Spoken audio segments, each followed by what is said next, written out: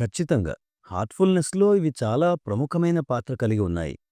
And especially if you try to settle down with an idea that after I complete this asana, ఈ ప్రాణాయామం లేదా ఆసనాల తరువాత ధ్యానం చేస్తాను అనే స్థిరచిత్తంతో ప్రయత్నించినప్పుడు ధ్యానంలో ఒక ఒరవడి ఏర్పడుతుంది.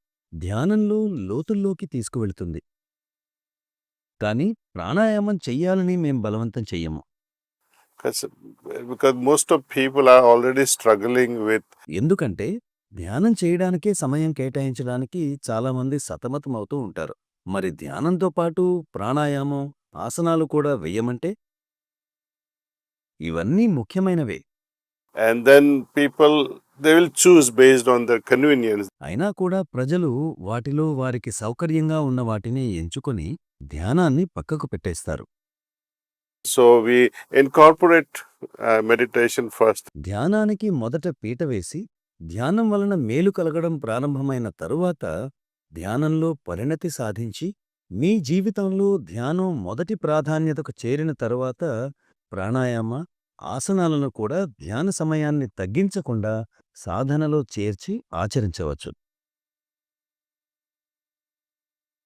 నేను తరచూ గమనించిన విషయం ఏమంటే, ఏదైనా పుస్తకం చదివిన తర్వాత లేదా ప్రాణాయామం చేసిన తరువాత చేసిన ధ్యానం చాలా ప్రభావవంతంగా అనిపిస్తుంది.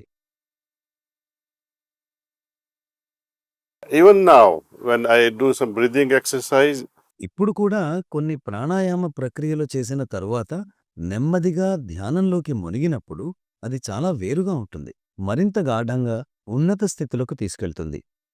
somehow, along with our heart and along with this breathing, the vagus ventral nerve is doubly stimulated. Then see, ప్రాణాయామం, ధ్యానముల కలయిక మనలోని వేగస్ వెంట్రల్ నాడిని రెండింతలు ఉత్తేజపరుస్తుంది. కేవలం హృదయం వలనే కాకుండా శ్వాస తీసుకునే విధానం వలన కూడా శారీరక, నాడీ సంబంధ ఆరోగ్యం, ప్రాణాహుతి అన్నీ ఒక్కటవుతాయి.